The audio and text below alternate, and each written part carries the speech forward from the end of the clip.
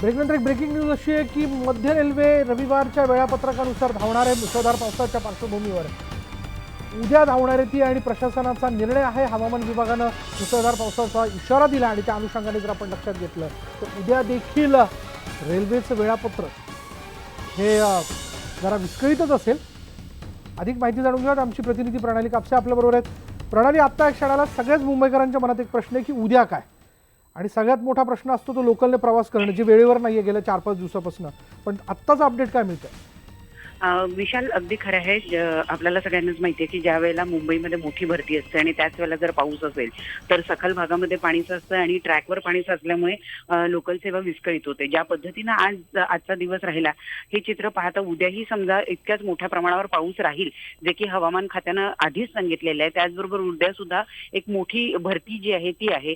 ह्या सगळ्या गोष्टी लक्षात घेता मध्य रेल्वेच्या वतीनं असं जाहीर करण्यात आलंय की ज्या पद्धतीनं रविवारचं वेळापत्रक असतं, म्हणजे आपल्याला सगळ्यांना माहिती आहे की मुंबई मध्ये ज्या लोकल सेवा आहेत त्या रविवारच्या दिवशी मेगा ब्लॉक घेतला असल्यामुळे दुपारच्या वेळेत चालत नाही। म्हणजे साधारणतः 11 ते 4 या कालावधीमध्ये या ज्या सेवा असतात या खंडित असतात। या काळामध्ये लोकल चालवल्या जात नाही। अगदी तसंच वेळापत्रक जे आहे ते उद्या कुठलाही मेगा ब्लॉक नसताना पाळलं जाणार आहे, कारण उद्या सुद्धा अशीच ट्रॅकवर पाणी साचण्याची शक्यता आहे। सोबतच असं सांगण्यात आलेलं आहे की अगदीच अतिच महत्त्वाच्या ज्या ट्रेन असतील त्या सोडल्या जातील। पण रविवारच्याच मेगा ब्लॉकच्या शेड्यूल प्रमाणे उद्याचं लोकलचं शेड्यूल असणार आहे। त्याच्यामुळे पावसाचा इशारा आहे आणि त्यात उद्या जर खरंच जर जोरदार पाऊस असेल तर तो सगळा विचार लक्षात घेऊन मुंबईकरांनी घराच्या बाहेर पडावं आणि त्यानुसार आपलं प्लॅनिंग करावं।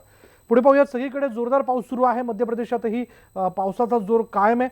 मध्य प्रदेशातल्या खरगोन इथं पुलावरून पाणी वाहत असतानाही पुलावरून गाड्यांची ये-जा सुरू होती आणि त्याचवेळी मोटरसायकल घेऊन जाणारा तरुण गाडीसह पुलावरून खाली पडला। तो बुडणार होता। इतक्यात कदवाली गावच्या गावकऱ्यांनी युवकाला गाडी सकट वाचवलेलं आहे आणि त्यामुळे मोठी दुर्घटना टळली आहे।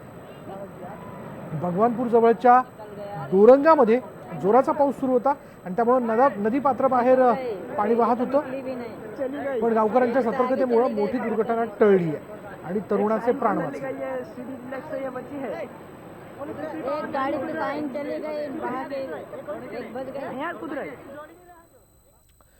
तिकडे मराठवाडा आणि विदर्भाच्या काही भागातही दमदार पावसानं हजेरी लावली। अकोल्यात 4 दिवसांपासून दडी मारलेल्या पावसामुळे नदी नाले तुडुंब भरून वाहतात, तर त्याचवेळी जालन्याच्या भोकरदन शहरातही जोरदार पाऊस पडल्यानं केळणा नदीला पूरसदृश्य परिस्थिती निर्माण झाली आहे। केळणा नदीवर असलेल्या पुलावरून पाणी वाहत असल्याने भोकरदन आलापूर या गावाचा संपर्क तुटलाय, तर परिसरातील नालेही तुडुंब भरून वाहतात।